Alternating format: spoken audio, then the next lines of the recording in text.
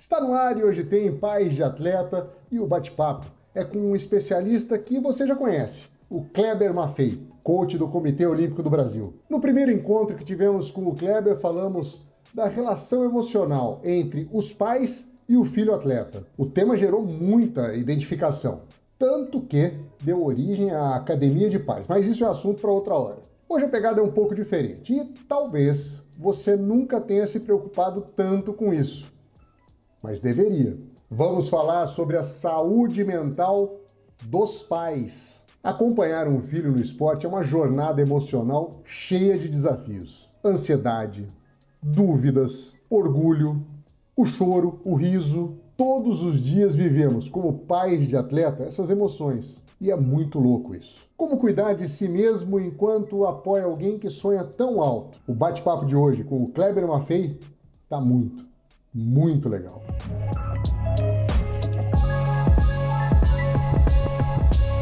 Kleber Maffei, que prazer te conhecer. Prazer é todo meu. Tô brincando aqui, o Kleber já é figurinha repetida, né? A gente já fez uma entrevista com ele, mas agora a gente tá aqui nesse super estúdio da FAAP. Estamos junto na Academia de Pais e fico muito feliz da gente ter se conhecido, da gente ter essa parceria, de verdade. É muito legal trabalhar com você. Mas para quem ainda não te conhece, queria que você se apresentasse, né? Falasse um pouco da sua trajetória como coach esportivo e como que funciona o seu trabalho no Comitê Olímpico. Bom, primeiramente, queria dizer que realmente é uma alegria para mim também estar novamente aqui participando, contribuindo com o que eu já aprendi na minha carreira e aprendo ainda. E dizendo um pouco sobre mim, bom, eu fui atleta de futebol, né? Comecei com 14 anos, saí do interior, enfim, fui morar sozinho, né, com essa idade. Me tornei profissional, né? Enquanto profissional, me formei em educação física. Minha carreira não foi tão longa quanto eu gostaria, mas hoje eu entendo que ela foi o suficiente para me oferecer muitas experiências aprendizados que são fundamentais para o trabalho que eu faço hoje, assim, né? Então, como eu me formei em educação física, eu comecei atuando em vários contextos, né? Desde academia, personal trainer e tal. Fui me descobrindo um educador dentro desse contexto, né? Quando eu comecei a ministrar cursos dentro da área, que eu faço até hoje. E dentro desses cursos eu fui identificando ali uma característica muito forte em mim, que era esse interesse sobre o comportamento humano, sobre questões sociais, até filosóficas, para dizer a verdade, assim. E aí eu me lembrei de que quando eu era atleta, eu sofri muito, assim, justamente por não ter um equilíbrio emocional, uma capacidade mental de lidar com aquilo que era muito importante para mim, assim. E aí eu comecei a, enfim, me interessar cada vez mais, foi onde eu fiz, né, especialização em neurociência, fui aprofundando no assunto, até que surgiu o convite, né, do Comitê Olímpico para trabalhar como coach esportivo, junto com os atletas e treinadores, que é o que eu faço hoje, assim, né? Então, na verdade, esse convite do COB, ele meio que me ajudou talvez a direcionar as características que eu tinha, um pouco das ações que eu já fazia como profissional, para algo um pouco mais específico, assim, sabe? E hoje eu me sinto muito satisfeito, muito feliz, muito realizado em poder contribuir para o desenvolvimento de atletas, de treinadores. E o que está acontecendo ultimamente também é contribuir para o desenvolvimento de pais de atletas também. Isso é uma coisa que inicialmente eu não pensava, mas eu sempre considerei como importante realmente. Mas aí a partir do momento que nós nos aproximamos, começamos a enxergar tanta coisa em comum, isso ficou ainda mais claro e o mais legal, nós colocamos em prática e já estamos colhendo frutos interessantes aí. Maravilha. Muitos pais, assim, comentam nas nossas redes sociais, vocês ficam falando que os pais atrapalham e tal, e realmente, muitas vezes os pais atrapalham, mas esse programa especificamente, queremos falar sobre a saúde mental dos pais de atleta, né? A gente fala muito dos atletas, mas a gente sabe também que os pais precisam... A gente precisa olhar para os pais com carinho, né? Assim, porque no final das contas, tá todo mundo querendo acertar, né? Sim. Então, não vamos falar quando que eles erram, mas quando que realmente se torna preocupante, né, a relação dos pais com os filhos atletas? Existem várias situações que demonstram que realmente chegou num ponto ali preocupante, que a gente tem que tomar cuidado e tal. Mas eu vou chamar atenção pro início, assim, é quando o pai ou a mãe, eles não se conhecem. Quando eles talvez ignoram, eles fogem, né, do que a gente chama de autoconhecimento, assim. Porque o fato de eu não me conhecer não me deixa no controle sobre algumas situações que são importantes ao lidar com o desenvolvimento do meu filho ou de um atleta. Então, às vezes, existem coisas em mim que não foram bem trabalhadas, que não foram aceitas por mim, isso de maneira inconsciente, que quando eu não as reconheço, eu acabo reproduzindo isso numa intensidade ainda maior com relação aos meus filhos. Traduzindo, eu jogo para eles expectativas que são minhas, frustrações que são minhas, crenças que são minhas, certo? E se a criança ou se o filho atleta, ele é bem jovem, criança mesmo, isso tem um impacto ainda mais preocupante, assim, né? Porque eles vão absorvendo, eles vão assimilando as nossas referências como pais, assim.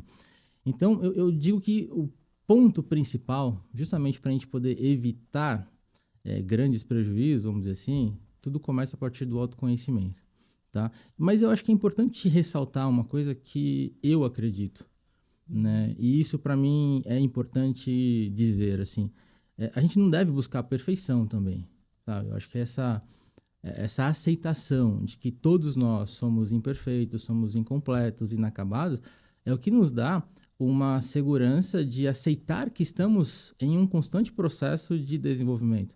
Então, isso alivia um pouco essa cobrança, esse peso, e direciona o nosso olhar para encarar todas as situações como aprendizado. Acho que esse é o segredo. Então, já meio que me antecipando um pouco, assim, os pais, quando eles conseguem entender que, por mais que nós tenhamos um pouco mais de idade que nossos filhos, um pouco mais de experiência, isso não significa que nós somos prontos, acabados e completos. Muito pelo contrário, assim, significa que nós estamos ainda num processo de desenvolvimento. E se eu me vejo dessa maneira, se eu me permito errar e aprender com o erro, automaticamente eu consigo influenciar de maneira positiva meus filhos, seja ele atleta ou não. E por onde começar o autoconhecimento? Existem várias formas, assim, mas primeiro, o mais simples é você começar a prestar atenção em você, assim, né? É um exercício que eu sempre faço com atleta, com quem eu começo a fazer um acompanhamento, é pedir para a pessoa escrever a história de vida dela. Parece um exercício muito simples, mas ele é muito poderoso, eu diria. E eu peço para escrever com o máximo de detalhes, assim, sabe? E para mim é interessante, para eu poder realmente conhecer as histórias, e o que a pessoa escreve ali, para mim são sinais importantes do que ela valoriza, de como ela se vê, do que ela passou, quais são as referências que ela teve na vida que influenciam a maneira como ela pensa e se comporta atualmente. E para quem está escrevendo a sua própria história, é uma ótima oportunidade de reflexão, de revisitar algumas situações, de procurar entender. E a partir daí a gente começa um trabalho, assim, né? E o que é interessante dizer, e importante também, assim, né? Quando eu peço para que escrevam a história, né? A minha principal função a partir daí são perguntas. Por meio de perguntas, provocar essa reflexão, provocar um aprofundamento em algumas situações, para que a pessoa, por si só, ela consiga enxergar, que ela consiga desenvolver uma coragem de encarar algumas coisas que influenciam. Então, tudo parte desse princípio do autoconhecimento. Você nunca fala, você tem que fazer X ou Y. Eu procuro ser muito honesto, assim, comigo e com os outros, assim. Eu procuro evitar fazer isso. Tá. Porque o meu papel eu não posso e não devo induzir, influenciar. Mas às vezes eu percebo que a pessoa está com dificuldade, assim, de encarar, de ter essa iniciativa. E aí eu, com muito jeito, com muita cautela, sem ser impositivo, assim, eu vou sugerindo, assim. Mas sempre deixando a abertura para que a pessoa tenha consciência da decisão, porque isso é muito importante. Porque quando ela decide fazer algo com alguma informação, automaticamente a responsabilidade passa a ser dela, a disposição também vem junto com essa decisão, assim. Quando eu peço para você fazer alguma coisa, não necessariamente quer dizer que você vai fazer, porque talvez aquilo não faça sentido para você. Por isso é muito importante esse jogo de cintura, assim, de como construir ou como dar o start nesse processo aí de desenvolvimento. Agora, você é ex-atleta, profissional, né? Coach, então tem toda a parte de estudo. E você é pai, e eu sei que seus meninos são jovens atletas. O que mais pega pra você? Que é assim, o Kleber é profissional, mas na prática o Kleber pai, e essa é a sua maior dificuldade, assim. Eu tenho muitas, para falar a verdade. E é uma oportunidade que você está me dando, assim, até de deixar isso claro para quem está assistindo, que não é pelo fato de eu ter e buscar conhecimento nessa área, de compartilhar esse conhecimento, né, por meio da Academia de Paz, por meio de podcasts como esse, assim, que significa que tudo que eu falo eu consigo aplicar 100% com perfeição na prática, assim, sabe? Isso não consigo, não vou conseguir nunca e tá tudo certo para mim, certo? Essas informações que eu possuo hoje, elas me ajudam a ter um norte, assim. Mas, por exemplo, eu tenho 2 filhos. O que dá certo com um não necessariamente dá certo com o outro, sabe? Então, de fato, o que mais dificulta para mim, assim, é quando... E eu acho que muitos pais vão se identificar com isso hoje. Eu sou uma pessoa, agora, não estou falando como profissional, como pai, um ser humano normal, assim, eu gosto muito da interação, assim, eu necessito da interação, da troca, porque eu vou conversando, você vai me dizendo, eu vou refletindo, vou reformulando, então essa interação, ela para mim me abastece, ela me direciona, então. E as gerações dos nossos filhos atualmente, elas têm uma comunicação muito peculiar, assim, eu diria, muito muito diferente da nossa, principalmente da minha, assim, que gosto da interação. Qual a idade dos seus filhos? O Pedro tá com 16, vai fazer 16 agora, e o Theo vai fazer 15. Então, assim, são características dessa geração de não conversar muito, de ser muito objetivo, de não se abrir tanto, tal. Então, isso me dificulta muito a minha vida, assim, eu sofro um pouco, então eu tenho que me controlar várias vezes, às vezes, de não impor tanto essa comunicação, de querer que eles falem e tal. Eu me lembro o tempo todo, então vou tentando pelas beiradas, vou tentando me aproximar dentro de coisas que são do interesse dele, mas o que mais me dificulta realmente entra nessa questão da comunicação, assim. O Kleber, e você na Academia de Pais, né, numa das aulas, você fala sobre estilos parentais. Queria que você explicasse sobre isso.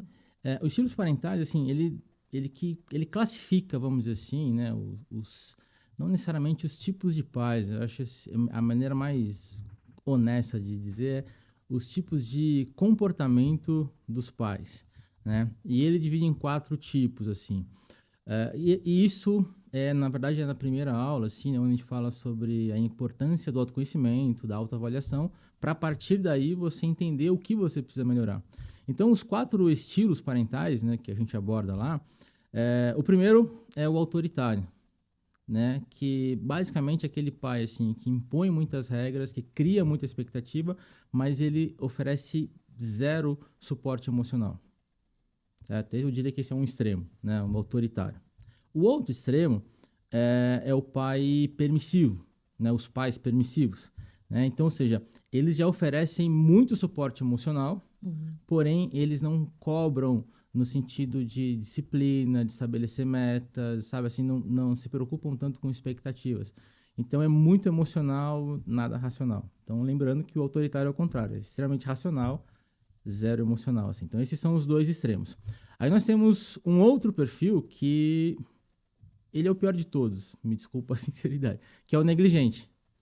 Que ele não tem nada de racional, também nada de emocional. É praticamente assim, aqueles pais que deixam os filhos literalmente largados, assim, não se preocupam com relação, trazendo para o contexto do esporte, não se preocupam com a disciplina, com os resultados, com o que está acontecendo, com o processo, tampouco se preocupam em oferecer um suporte emocional, né, dentro desse contexto. Então, enfim, são os negligentes.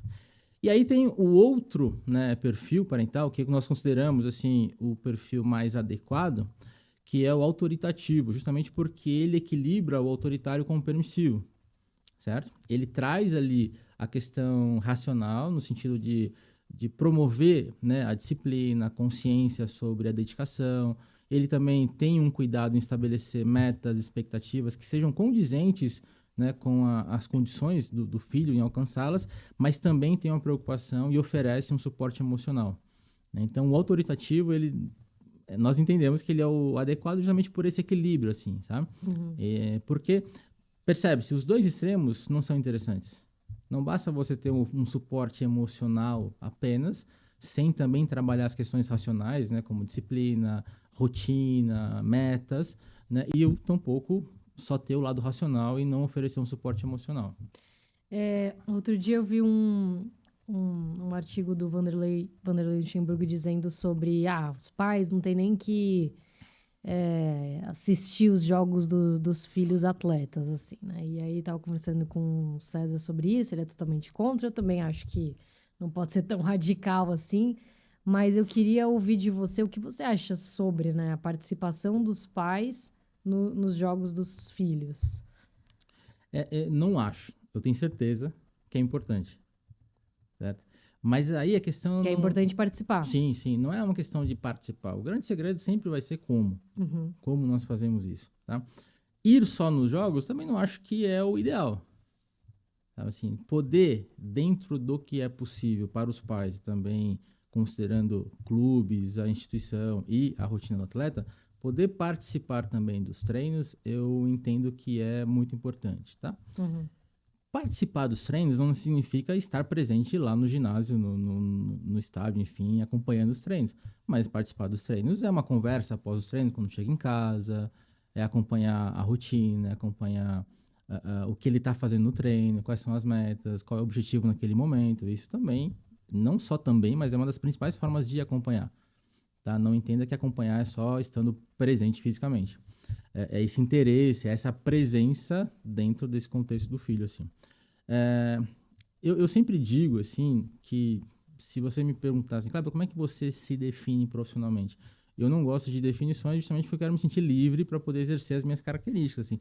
E uma das formas que eu gosto de me apresentar é como educador, assim. Então, isso é muito forte em mim. Em tudo que eu vá fazer, seja em qual contexto for, esse lado da educação é muito forte. E eu estou trazendo isso à tona agora porque eu entendo que os pais, eles têm que... e olha que assim, eu não gosto do tem que, mas nesse caso eu estou falando de maneira consciente. Né? Eles têm realmente que exercer um papel de educador o tempo todo, independente de ser atleta ou não. Mas, e esse acompanhamento, de estar presente nos jogos, de estar presente nos treinos, é principalmente com esse olhar educador.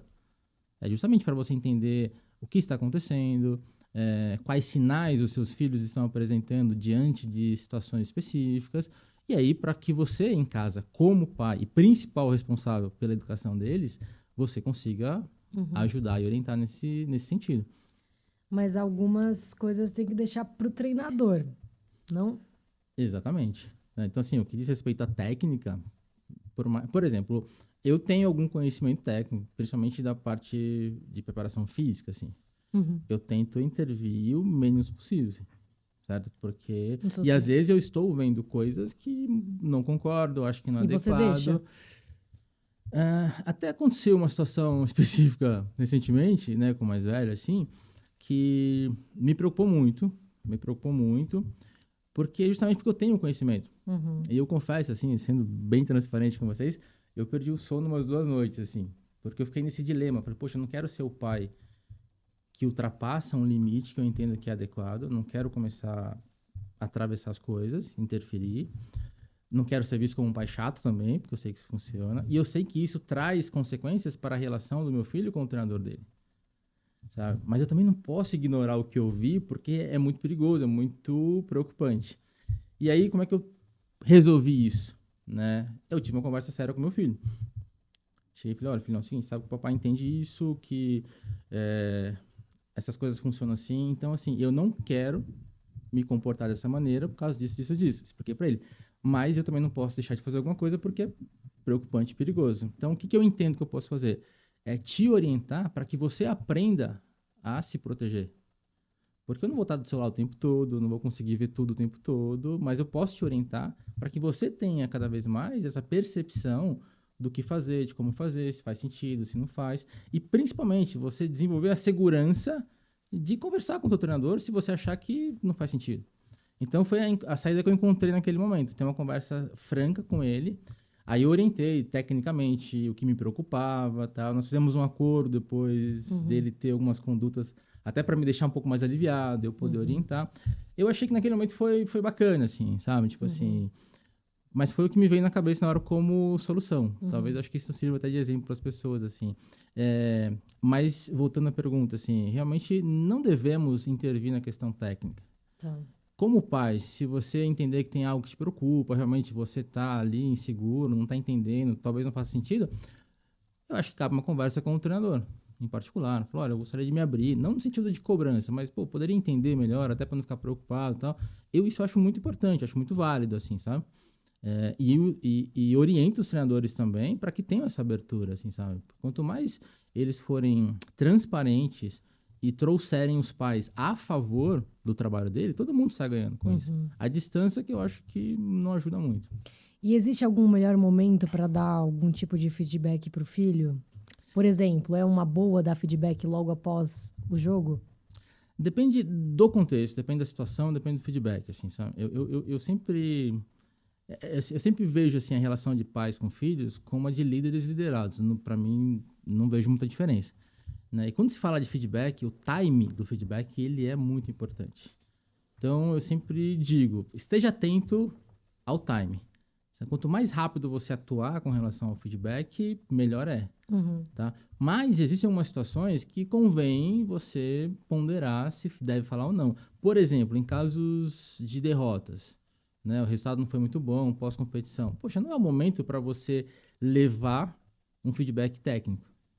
Principalmente se seu filho estiver ali emocionalmente abalado. E é enfim. importante que ele viva essa frustração. Com certeza, faz parte do esporte, né? A maior parte do tempo. E aí entra a questão do pai educador, né? De você aproveitar essas situações de maneira... Porque toda frustração, todo erro, vou chamar de fracasso no sentido de um mau resultado, assim, né?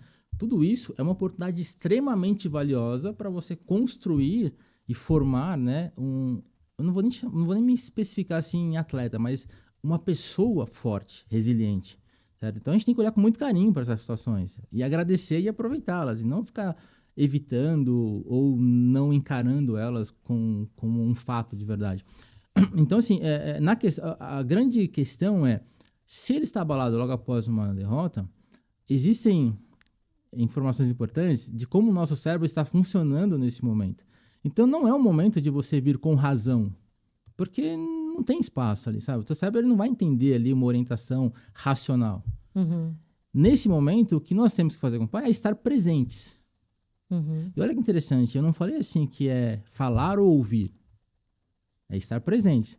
Porque falar ou ouvir vai depender muito de como o seu filho quer se expressar naquele momento. Você estando presente, você vai ter condições de ouvir se ele quiser falar. Tá. Você estando presente, você vai ter condição de falar se ele quiser ouvir. Então, o primeiro ponto é estar presente sempre. Mas assim, é bem complicado, porque o pai também fica frustrado, fica ansioso, e é difícil. Não posso ficar frustrado, não vou ficar ansiosa porque tô na frente do meu filho. Né? Precisa também gerir as próprias emoções. Como não transparecer isso pro filho?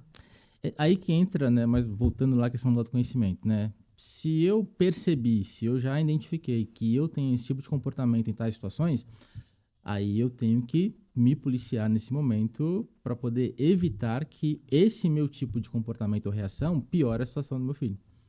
Então, se você sabe que você não tá legal, que você já tá irritado, está frustrado, convém não se aproximar dele naquele momento, até você se acalmar.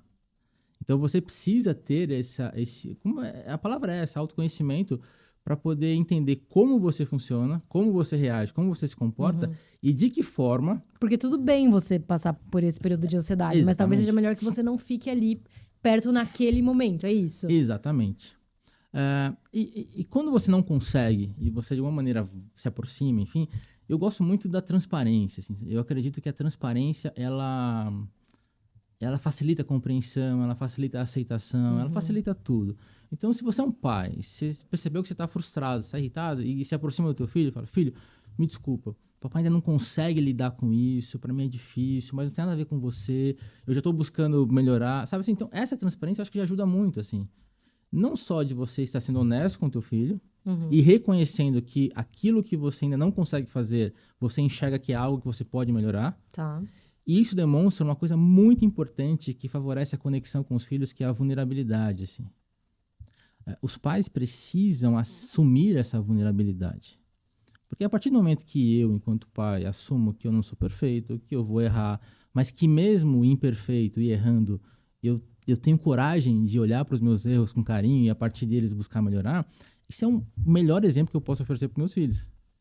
Agora, se ele percebe que eu não aceito esses momentos, que eu tenho dificuldade de aceitar, que eu sofro, inconscientemente isso acaba interferindo e influenciando também o comportamento deles. E como funciona para os pais que são também treinadores? Como equilibrar momento de ser treinador, momento de ser pai? Se é que dá pra gente ter essa divisão, ou se é só uma coisa só. É muito desafiador, obviamente. Sabe assim, eu, sinceramente, e agora eu não falo como, assim, quem tem a verdade absoluta, não, tá? É mais da minha intuição, enfim. Eu acredito muito difícil separar pai e mãe do treinador, quando você exerce esses dois papéis, assim, tá? Eu acho que o grande desafio é você administrar em que momentos você vai pesar mais para um lado do que para o outro, assim. Lembrando que treinador é pontual. Filho, né? Tipo assim, condição de pai e mãe é eterna, assim, sabe? Então isso já diz aí pra gente mais ou menos como nós podemos equilibrar, certo? É, mas na prática, Laura, assim, pra falar a verdade, assim, eu vou traduzir isso em razão e emoção, Uhum. certo? Então, no momento que você entende que o teu filho precisa de um suporte mais emocional, naturalmente o papel de pai e mãe vai prevalecer ali. Né? Até melhor do que o treinador, porque o treinador ele também tem que ter esse feeling, essa percepção de saber quando ele tem que oferecer esse suporte emocional para os seus atletas. Então, sendo pai e mãe, eu acho que isso fica até melhor, assim, quando é feito de forma consciente. E aí o papel do treinador, ele sempre vai acabar pesando ou predominando quando é uma questão mais racional, uma questão mais técnica, uma questão mais de disciplina, de rotina, de ajuste, de correção, certo? Eu sugiro que levem dessa maneira, assim, sabe? Mas não acredito que seja possível separar uma coisa da outra, não. Tá? Tá. O que acontece na prática, eu imagino, é que muitas vezes quem é pai, mãe, treinador, acaba até cobrando um pouco mais dos próprios filhos, assim, até por uma questão natural, assim, né? De querer realmente, às vezes de usar como exemplo, às vezes de ser mais exigente. Eu acho que isso é natural mesmo dessa relação, mas não vejo também como um problema, não. O problema sempre vai ser o desequilíbrio. Tá.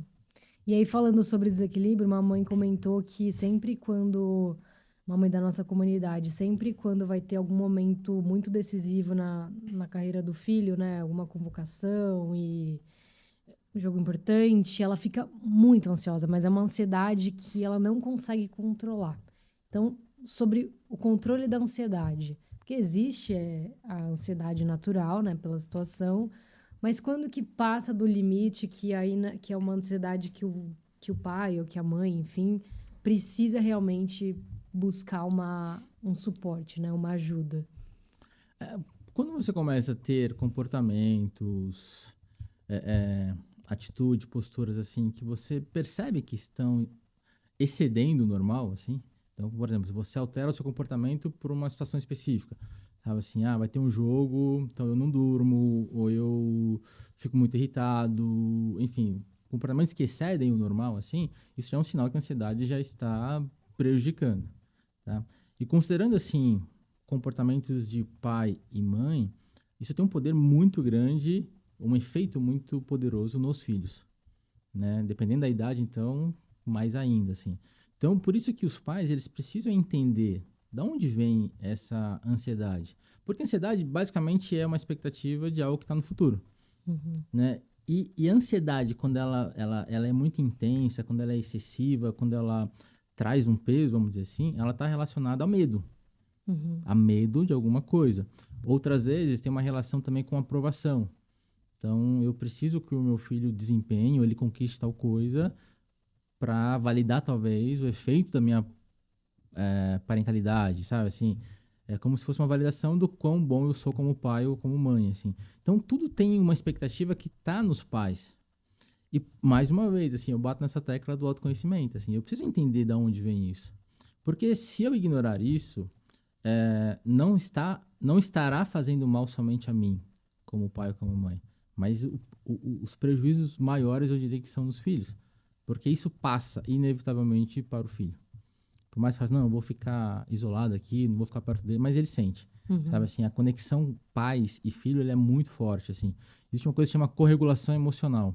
Então, quando a gente, por exemplo, eu tô próximo do meu filho, perto de uma competição, se eu estiver muito emocionado, assim, muito ansioso, estressado, de alguma forma, o organismo dele vai meio que se regular ao meu, assim.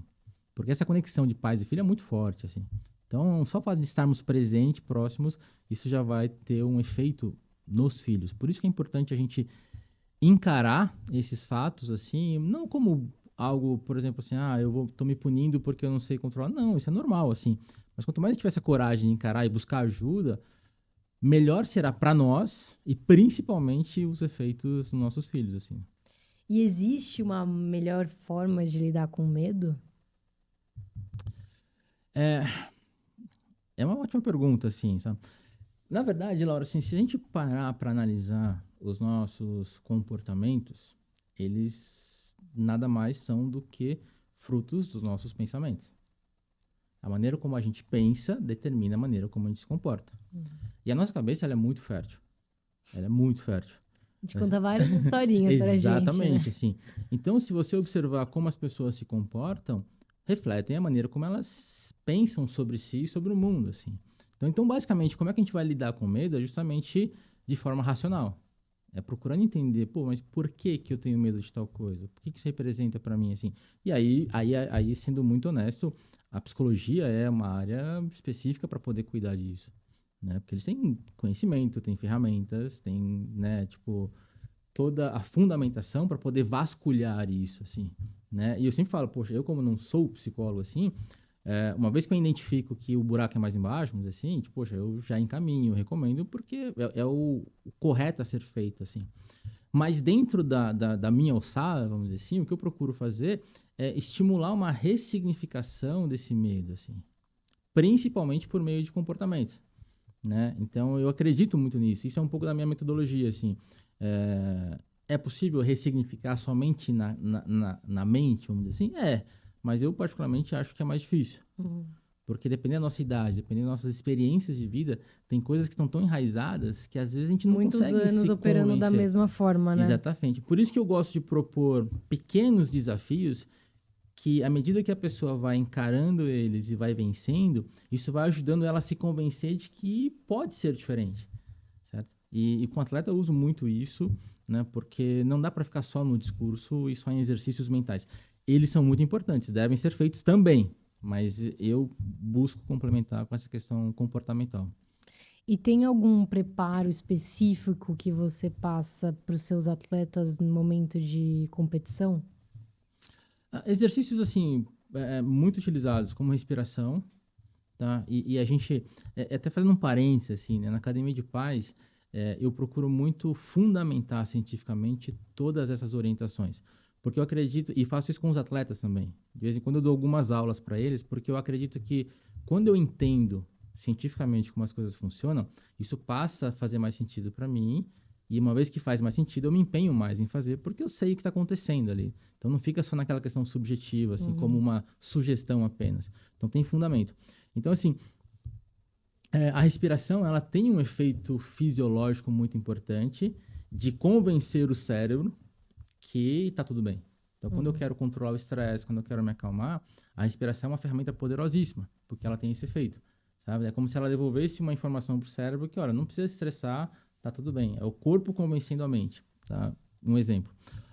Exercícios de visualização também são muito importantes, né? Porque quando eu visualizo algo que eu quero fazer, ou alguma condição que eu quero estar, algo que eu quero que aconteça, assim, somo a essa visualização, o exercício da respiração, e melhor ainda, se eu conseguir trazer percepções sensitivas, vamos dizer assim, eu sentir aquilo que está acontecendo, isso para o cérebro, ele não consegue entender se é verdade, se é real ou não, certo? Então você, por exemplo, se visualiza numa situação de pressão, para você já se acostumar com a...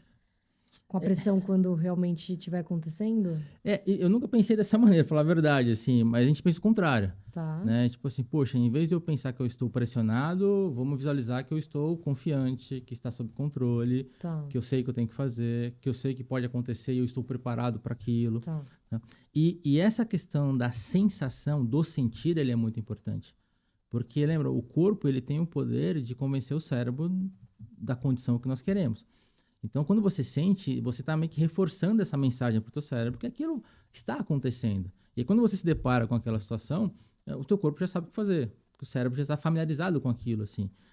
Estou falando de uma maneira bem simplória, assim, para ficar mais fácil de entender. Então, por isso que é importante. Porém, a maneira como você faz isso é determinante. Né? Então, é muito comum com os atletas, né? Falar, olha, então, procura fazer a respiração antes de você entrar na competição.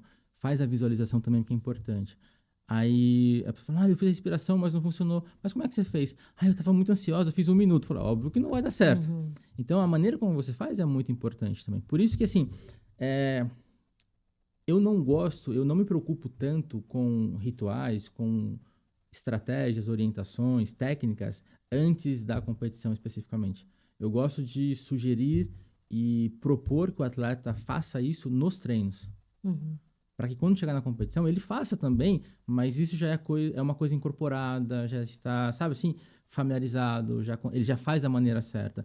Eu não gosto de tornar a competição algo muito específico, muito pontual, assim, sabe? Uhum. Porque isso inconscientemente traz mais peso para o atleta. Claro, é. Por isso que eu falo para ele assim, pô, você quer estar bem na competição? Transforme todo o treino em uma competição sua. Uhum.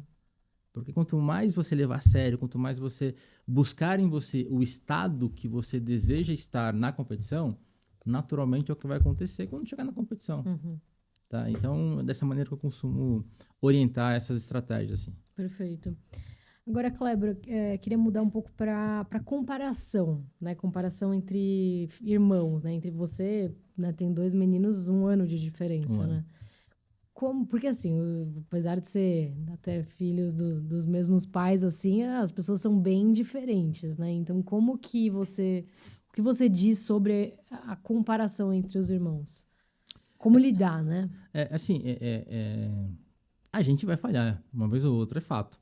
Você vai escorregar, assim, vai acontecer e tal. E eu acho que faz parte da vida também. Como eu falei, eu não prego e nem busco essa perfeição, assim.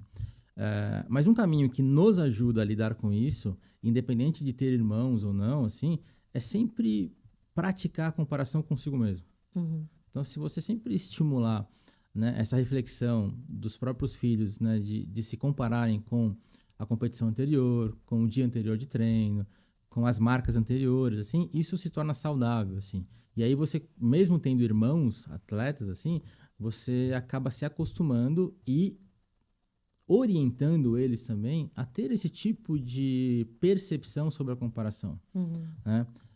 É importante dizer que o esporte por si só é uma comparação. Né? Tipo assim, naturalmente você compara um com o outro e, enfim, isso vai acontecer. Mas o atleta ele precisa focar e valorizar muito mais a comparação dele consigo mesmo do que a comparação externa. Né? E quando ele desenvolve essa capacidade de estar sempre se preocupando consigo, assim, ele sofre menos nas competições, ele sofre menos com a comparação externa, porque ele olha para onde ele tem controle. Isso é uma das orientações que eu costumo dar para os atletas quando eles precisam controlar melhor a ansiedade. E o que acaba acontecendo é isso, assim, por que você fica mais ansioso, mais nervoso, se sente mais pressionado? Quando você tira o foco daquilo que você realmente tem controle e passa a se preocupar com o que você não tem controle. Uhum.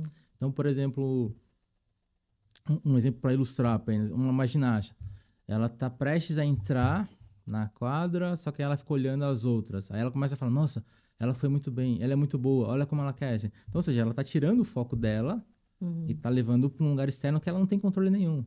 Então, isso naturalmente começa a aumentar a ansiedade. Certo? Então, para trabalhar essa questão da comparação, o melhor caminho é esse, sabe? É ensinar os filhos a olhar para si. Pô, o que eu tenho controle? O que eu posso melhorar? O que eu fiz melhor do que outra vez? E isso, naturalmente, vai ajudar eles a equilibrar essa percepção de comparação. E muitos pais não sabem como lidar, né, no equilíbrio entre treino e escola. né? Principalmente assim, porque às vezes tem muitas escolas também que não conseguem olhar a criança ali como atleta, né? Então, e a escola exige muito assim como os treinos. E aí, às vezes, os pais ficam meio, já comentaram assim, não sei se eu dou prioridade pro treino, que é um sonho do meu filho, ou se eu foco na escola. Às vezes tem que perder prova, enfim. Então, qual que você acha que é a melhor forma, assim, para equilibrar, né, os dois? Tem que dar alguma preferência em determinada idade? O que você acha sobre isso? É uma pergunta muito importante. É um fato de verdade, assim, um problema. Mas eu sempre sugiro o equilíbrio, assim, né? E uma das nossas aulas na Academia de Paz, eu falo sobre desenvolvimento atlético a longo prazo, que é um tema extremamente importante e todos os pais deveriam ter acesso a essa informação. Esse conceito, ele nos mostra que, baseado em estudos, assim, que de acordo com o desenvolvimento da criança, das idades, tal, do adolescente, existem as fases onde o que deve ser priorizado em cada uma dessas fases. Então, basicamente, assim, sendo mais resumido, até 12 anos, assim, não se leva tanto o esporte tão a sério no sentido de você sobrepor a outras ferramentas de desenvolvimento, vamos chamar assim, certo? Então, o equilíbrio ele é fundamental. Então, até 12 anos, poxa, a prioridade acaba sendo a escola, tá? Não que você vai desperdiçar algumas oportunidades no esporte, porque a gente sabe que às vezes tem campeonatos que é no meio do ano letivo, acaba tendo viagem que você pede para... Ok, mas aí é uma questão de bom senso, assim, sabe? Mas são pontuais. Mas o que nessa fase, resumindo assim, até uns 12 anos aproximadamente, o que não devemos fazer é sobrepor, assim, por exemplo, o esporte com relação à escola, tá? Porque não é o momento para isso. Porque quando isso acontece, é um sinal de que você está dando muito valor para o esporte no sentido competitivo e você está prejudicando uma outra ferramenta de desenvolvimento que é importante naquele momento também, certo? Então, não sei se está ficando claro. Assim, até os 12 anos, eu acho que prioridade seria mais escola. A partir dos 12, aí a gente já começa a direcionar mais para o esporte. Continua prevalecendo o bom senso, certo? Mas aí é normal já que você comece às vezes, perder um pouco de dias de aula, perder provas e tal, porque nem sempre os campeonatos vão respeitar ou vão combinar com o calendário escolar, certo? Mas aí é o bom senso, eu diria assim, tá? A partir dos 12, tá? A partir dos 12 não quer dizer que com 13 você já vai ter esse rigor, não, mas é uma fase que você já começa a olhar para o esporte com um pouco mais de seriedade, assim, tá? Isso não é porque eu quero, né? Porque alguém quer, assim, porque isso tem fundamentos realmente científicos que comprovam assim, a contribuição de cada contexto na formação de uma pessoa. Tá. E o que é legal reforçar também, já que eu falei de escola, né? Você perguntou de escola, de esporte, a gente fala também em uma das aulas, né? Até principalmente sobre motivação, a importância do aprendizado, de como a gente encara o aprendizado, até para o desenvolvimento esportivo, assim. Então, às vezes, o pai pensa assim, mas eu tô treinando menos, ou ele tá participando mais da escola do que do esporte. Pô, isso não quer dizer que não vai contribuir para o esporte, pelo contrário, né? Se a maneira como ele encara o aprendizado escolar for adequada, for bem orientada, tudo aquilo ali vai se transferir para o esporte de uma maneira muito significativa e importante. E, Kleber, o que você diz sobre os pais que movem montanhas, assim, mudam de cidade, fazem tudo e apostam tudo que eles têm e que não têm para o desenvolvimento do filho? Essa é uma pergunta, assim...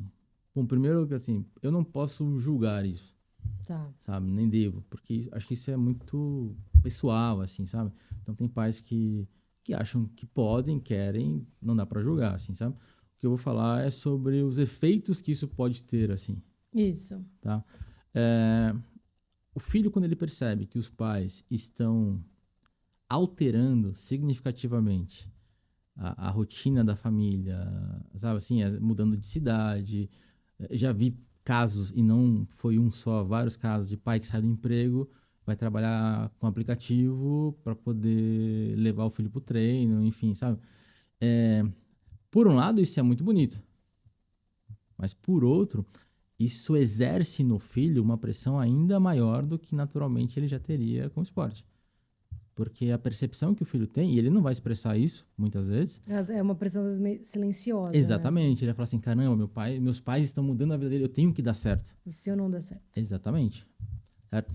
Então, como eu falei assim, eu tenho muito cuidado de respeitar as decisões dos pais, porque eu sou um pai, eu sei que a gente Sim. não vai errar, e, obviamente, a gente está sempre com a melhor das intenções, mas é importante a gente considerar também os efeitos das nossas decisões como pais, assim. Às vezes a gente está pensando que está fazendo um bem, mas a gente está piorando as coisas, está prejudicando, está sobrecarregando.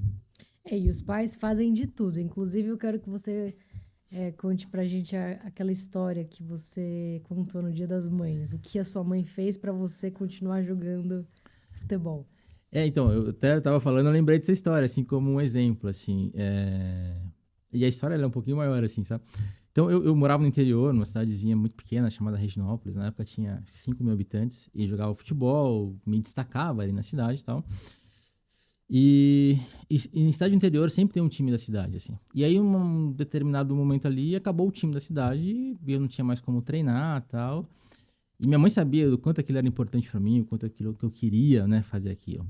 E ela preocupada com isso, e ela era professora na escola, assim, ela não pensou duas vezes, ela não entendia nada de futebol, ela simplesmente saiu nas salas da escola que ela dava aula, dizendo, tal dia no estádio eu vou estar lá, a gente vai montar um time de futebol, enfim. Poxa, aí foi um monte de moleque lá, assim.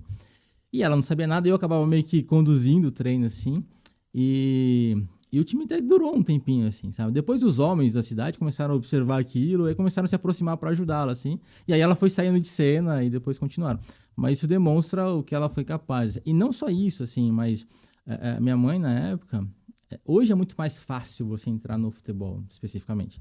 Né? Você tem empresário, você tem, por exemplo, vídeos gravados o tempo todo. Naquela época era muito difícil, assim. Então, minha mãe, ela ligava, assim, sabe, para empresários. Meu filho joga bem, tipo, tem como dar uma oportunidade para ele, assim. Tanto que a minha primeira oportunidade foi por meio dessa insistência da minha mãe, assim. O cara nem tinha me visto jogar, mas ela encheu tanto o saco dele, assim, que ele me deu uma oportunidade. Aí as coisas acabaram dando certo, assim. Então, eu com 14 anos, minha mãe me deixou ir morar sozinho, ir morar num clube, começar minha carreira, assim. Eu acho isso... Eu não sei se eu teria esse desprendimento hoje. Tá. Mas eu admiro muito e sou muito grato, assim, sabe? Pra minha mãe... Porque a gente fala também, né? Uma das coisas muito importantes do apoio parental é desenvolver a autonomia. Então, nesse momento, a minha mãe me deixou totalmente livre para viver aquele meu sonho. E totalmente livre, não só no sentido prazeroso da coisa, mas no ônus também. Falou, olha, você vai estar sozinho agora, você vai ter que dar suas cabeçadas, assim. E foi o que aconteceu. Eu, enfim, passei por muitas situações, assim, que foram difíceis, que eu errei, mas que me trouxeram muitos aprendizados, assim, sabe? Tipo, fez falta o quê? Que eu acho que é importante também, senão fica tudo muito poético, muito bonito, assim. Uhum. A presença dela, obviamente. Fez falta. Fez falta porque, para poder falar, como é que você tá? Pô, você pode... Então, na época, nem tinha telefone com a facilidade que a gente tem hoje. A gente se comunicava por carta, muitas vezes. Sabe, assim? Então, eu tive que, literalmente, lidar com muitas coisas sozinho, assim. Me ajudou, mas foi mais difícil. E muitas coisas também eu não dei conta. Né, que eu falei, eu tive muita dificuldade emocional, mental, principalmente depois que eu me profissionalizei, para lidar com algumas coisas, assim. E eu olho para trás e eu vejo que realmente fez falta, assim. E a sua mãe fez o papel mãe e pai, né? Mãe e pai, na verdade, não tive meu pai, era só ela, assim, sabe? E aí você pensa, poxa, era só eu e minha mãe, com 14 anos, que é uma idade muito importante da nossa formação, eu fui viver sozinho, assim, sabe? Sozinho, né? Tipo, em alojamento e tal, assim. Então, foi importante. Mas hoje eu olho para trás, eu entendo como é importante também a participação dos pais, assim. Sabe? Tipo, não para tirar essa autonomia, pelo contrário, mas para reforçar a autonomia. Falar, dá suas cabeçadas que eu tô aqui. Pô, toma suas decisões, que o que precisar depois pode correr comigo aqui que a gente vai resolver junto, sabe assim? Isso é muito importante para os pais. E o que eu percebo hoje é que muitos pais não promovem essa autonomia. Tá. Né? Na ânsia de querer ajudar, facilita muito. E eu vou dar um exemplo para você, assim, eu converso com muitos pais hoje, e é um exemplo real, assim. Então, tem muitos pais, e aí olha como é importante a antropologia, assim, né? Por exemplo, meus pais, eles são de uma geração onde os seus pais não eram assim tão compreensivos, presentes, de conversar tanto, né? Era meio que assim, ó, se vira, vai pro seu caminho e tal. E isso foi interessante que todos eles, basicamente, se tornaram adultos vitoriosos, vamos dizer assim. A maioria deles, né? Conseguiram construir suas vidas, suas famílias, enfim. Então, naturalmente, eles têm um comportamento mais, assim, arrojado, vamos dizer assim, de não ter mimimi, de ir pra cima, de não ter medo, de não sofrer. E eles esperam que os filhos também tenham esse comportamento. Mas essa geração mais nova, a gente não percebe os erros que nós cometemos. Então, por exemplo, eu quero que meu filho seja determinado, que ele não tenha frescura, que ele não seja mimimi, que ele encare e vá pra cima, mas eu levo ele todo dia pra escola de carro. Mas quando ele precisa de alguma coisa, eu dou dinheiro para ele comprar. Não estou julgando isso. Mas está entendendo como isso tem um efeito, né, aonde nós queremos chegar ao desenvolver a personalidade? Então, não é falando, não é cobrando, mas é promovendo a autonomia. Sabe? Poxa, você quer comprar isso? Pô, o que a gente pode fazer então para você juntar essa grana? Pensa aí, tem alguma coisa que você não usa mais que a gente pode vender? Sabe assim, são coisas que você como pai podem estimular que o filho ele começa a perceber e fala, poxa, cara, eu sou capaz de construir aquilo que eu quero, assim, sabe? E não vai ser, por exemplo, você pode com orientação, com conversa, sim, mas quando você estimula o comportamento que vai gerar esse tipo de personalidade, aí o efeito ele é muito mais significativo.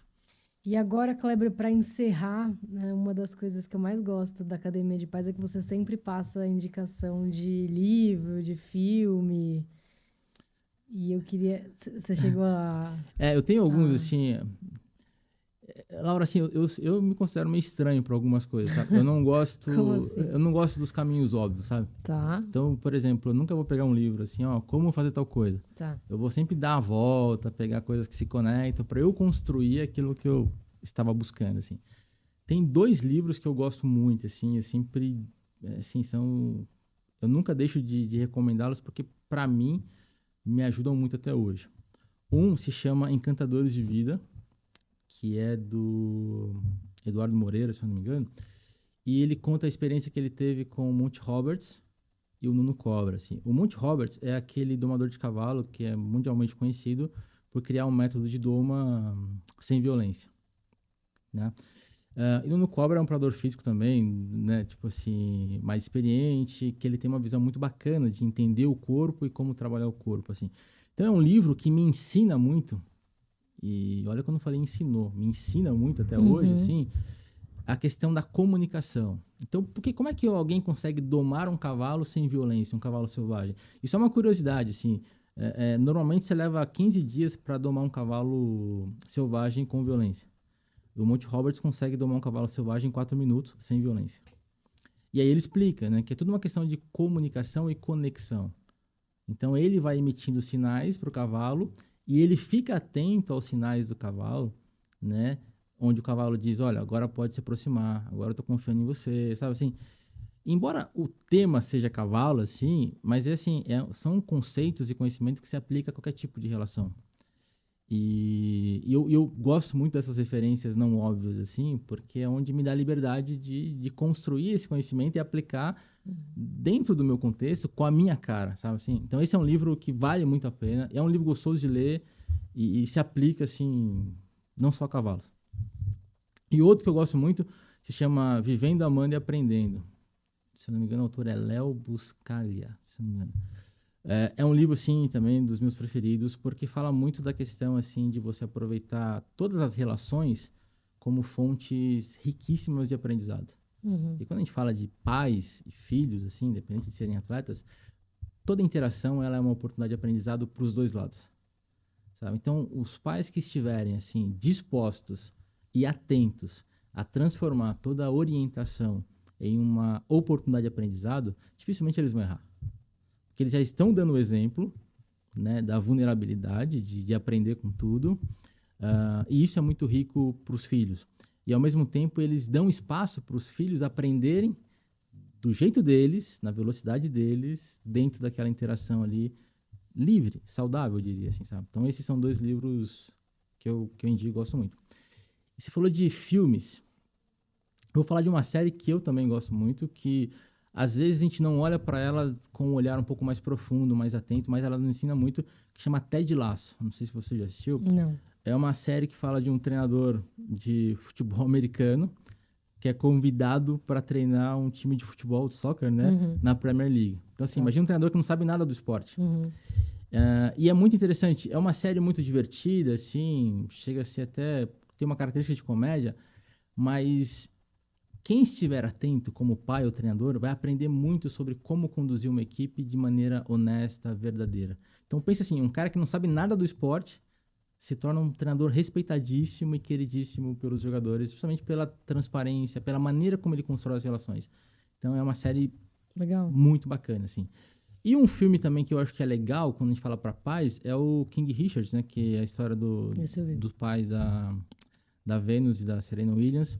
Não sugiro esse filme como assim, olha, 100% está certo, tem que ser aquilo. Não. Mas demonstra o que eu acho muito bonito, bacana, assim, como pai, ele estava no comando do desenvolvimento das filhas. Tá. Ele pode ter errado em alguns momentos, pode ter sido exagerado, sim. Mas o que eu acho legal de mensagem é assim, ele não abriu mão do papel dele de pai e responsável pelo desenvolvimento das filhas atletas, assim. Então, isso eu acho uma mensagem muito bacana, assim, sabe? Que todos os pais poderiam se inspirar para, dentro das suas características, dentro dos seus valores, dentro do que cada um acredita, mas ter também essa segurança de manter o controle. E não deixar que, por exemplo, um clube, um empresário ou um treinador façam esse papel, porque aí realmente o prejuízo é grande.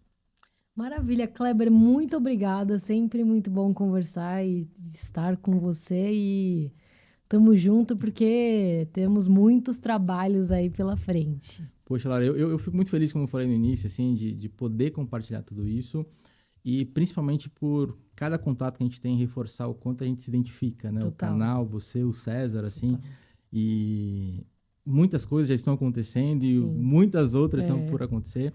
E o mais importante, né, a gente poder unir, assim, aquilo que nós acreditamos, nosso propósito, para poder ajudar outras pessoas, que no caso aqui são os pais de atletas, que são parte importantíssima para o processo de desenvolvimento esportivo, isso indiscutivelmente. Maravilha, muito obrigada. Que agradeço.